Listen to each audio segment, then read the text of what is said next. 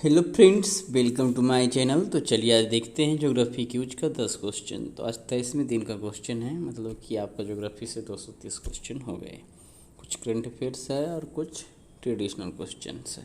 ठीक है, तो जो हमारे चैनल पर नए हैं चैनल को सब्सक्राइब जरूर कर ले ताकि आपको नोटिफिकेशन जो है मिलता रहे। आइए देखते हैं आज का पहला क्वेश्चन। पहला है कि कोरापुट काला जीरा चावल के बारे में निम्नलिखित पर विचार कीजिए। कोरापुट काला जीरा चावल, जिसे चावल के राजकुमार के रूप में जाना जाता है, पश्चिम बंगाल के कोरापुट जिले से उत्पन्न होने वाली एक सुगंधित किस्म है। और दूसरा है कि चावल धनिये के बीज जैसा दिखता है और याददाश्त में सुधार करता है और मधुमेह को नियंत्रित करता है। तीसरा है, इसे हाल ही में भौगोलिक संकेत का दर्जा मिला है। तो ध्यान देना है और पूछ रहा है कि कथन गलत कौन सा है। तो तीसरा और दूसरा सही है। पहला ये गलती है कि ये पश्चिम बंगाल का नहीं, उड़ीसा का चावल है। ठीक है ना, उड़ीसा। तो चलिए दूसरे क्वेश्चन पे चलते हैं। दूसरा क्वेश्चन कुछ ऐसा है कि आर्कटिक महासागर के अंटलांटिकीकरण के संबंध में निम्नलिखित पर विचार करें। तर अटलांटिकरण तब होता है जब ठंडा और नमकीन अटलांटिक पानी उत्तर की ओर आर्कटिक महासागर तक अपनी पहुंच बढ़ाता है।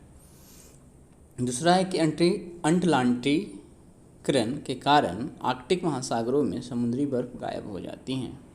तीसरा है, यह परिवर्तन बैरेंट्स सागर में सबसे प्रमुख है, जहां समुद्री बर्फ किसी भी अन्य आर्कटिक क्षेत्र की तुलना में तेजी से गायब हो रही है, जिससे स्थानीय और वैश्विक पारिस्थितिकी तंत्र प्रभावित हो रहा है। उपयुक्त में से कौन सा कथन सही है? यह है केवल 1 और 2, केवल 2 और 3, केवल 1 और 3, केवल 1, 2 और 3। तो ऑप्शन बी सही है। तो दूसरा और तीसरा तो सही है। पहला में गलती ये है कि अटलांटिकरण कब होता है? जब गर्म और नमकीन अटलांटिक पानी उत्तर की ओर आर्कटिक महासागर तक अपनी पहुंच बढ़ाता है, ठंडा नहीं गर्म।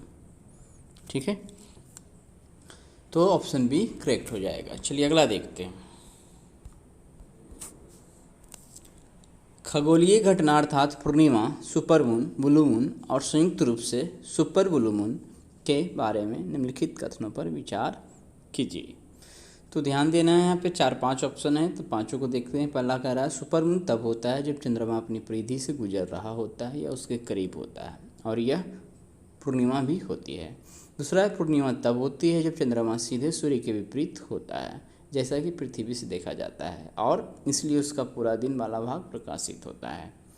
फिर है तीसरा कि ब्लू मून वह स्थिति है जब एक ही महीने में 2 बार पूर्णिमा दिखाई देती है। ठीक है, तो यहाँ पे ध्यान ये रखना है कि एक ही महीना में 2 बार पूर्णिमा, तो वो चांद के अनुसार 28-29 दिन होता है। ठीक है, तो कोई महीना ऐसा हुआ जैसे मान लेते हैं अगस्त ही था, तो 1-2 तारीख को यदि पूर्णिमा पड़ जाता है तो लास्ट होते होते 29-30 के आसपास फिर से पूर्णिमा पड़ेगा। तो ये कंडीशन जब पैदा होता है ना, तब उसको कहते हैं क्या? Blue moon. ठीक है, और ये लगभग जो है 3 साल में रिपीट होता है। ऐसा किसी महीने में यदि होना होगा तो वो 3 साल में होता है।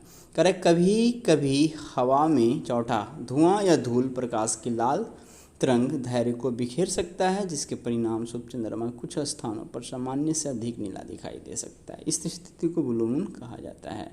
तो यहाँ पे ध्यान देना है कि कभी कभी हवा में धुआं या धूल प्रकाश की लाल तरंग धैर्य को बिखेर सकता है, जिसके परिणाम स्वरूप चंद्रमा कुछ स्थानों पर सामान्य से अधिक नीला दिखाई तो देता है, बट यहाँ पे ब्लू मून चंद्रमा से कोई संबंध नहीं है। चौथा यहाँ गलत हो जाता है, ऐसा कोई टर्म से संबंधित नहीं है। ऐसी स्थिति जिसमें सुपर मून और ब्लू मून डे दोनों एक साथ हों उसको क्या बोलते हैं? सुपर ब्लू मून वो कहलाती है। तो इस प्रकार से आंसर यहाँ पे है जो ऑप्शन बी सिर्फ हो जाएगा। चलिए अगला आज का देख लेते हैं। कह रहा है ये लोक कला एवं मुख्य रूप से केरल के त्रिशूर जिले में प्रचलित है, और इस लोक कला का मुख्य विषय बाघ का शिकार है, जिसमें प्रतिभागी बाघ और शिकारी भूमिका निभाते हैं। इसे कोचीन के तत्कालीन महाराजा राम वर्मा सकथन थम्पुरन द्वारा पेश किया गया था। यह कौन सी लोक कला है? तो ये जो लोक कला है फ्लिकली, ऑप्शन ए। ठीक है, अब देखते हैं कुछ क्वेश्चन जैव विविधता से। करंट अफेयर वही 4 था। भारत में कुल कितने जैव विविधता के सक्रिय केंद्र हैं, जिसको बोलते हैं बायोलॉजिकल हॉट स्पॉट्स? तो ये 4 है। ठीक है, भारत में 4 है और पूरे वर्ल्ड में शायद अभी 36 है। इसको देख लीजिएगा, क्योंकि हमको जो भी डाटा मिला 36 तक ही मिला है। चलिए आगे देखते हैं। निम्नलिखित में कौन सा स्वस्थानीय संरक्षण का उदाहरण है? राष्ट्रीय उद्यान, दूसरा है वन्यजीव अभ्यारण्य, तीसरा है निम्न तापीय संरक्षण, चौथा है पवित्र उपवन एवं झील और 5वां है वनस्पति उद्यान। तो यहाँ पे ध्यान देना है कि स्वस्थानीय संरक्षण जिसको बोलते हैं into conservation, in situ conservation, तो इसमें आएगा राष्ट्रीय उद्यान, वन्यजीव अभ्यारण्य और चौथा है पवित्र उपवन व झील। ठीक है, ये आंसर हो जाएगा 1, 2 और 4। ऑप्शन डी जो है करेक्ट हो जाएगा। ठीक है ना, चलिए आगे देखते हैं। प्रतिवर्ष अंतर्राष्ट्रीय जैव विविधता दिवस कब मनाया जाता है? 8 मई, 15 मई, 22 मई, 28 मई। तो प्रतिवर्ष अंतर्राष्ट्रीय जैव विविधता दिवस जो है मनाया जाता है ऑप्शन सी 22 मई को। ठीक है ना, ये कब मनाया जाता है? 22 मई को। चलिए आगे देखते हैं। अंतर्राष्ट्रीय जैव विविधता दिवस 2023 का थीम क्या है? तो हर वर्ष ये 22 मई को तो मनाया जाता है। ठीक है, 22 मई को जैव विविधता दिवस मनाया जाता है और हर साल कुछ न कुछ विषय होता है अलग अलग। तो इस साल का जो है ये है from agreement to action, build back biodiversity, option A. चलिए अगला देखते हैं। WWF मतलब कि world wide fund for nature का मुख्यालय कहाँ है? New York, Switzerland, Geneva.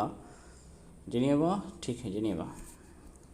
Typing error हो गया है, कोई बात नहीं है। जिनेवा, मनाली।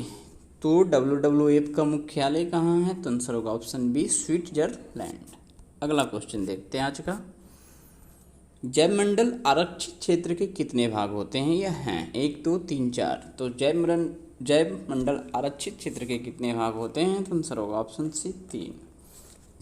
वो 3 क्या है? केंद्रीय क्षेत्र, दूसरा है बफर क्षेत्र और एक है संक्रमण क्षेत्र।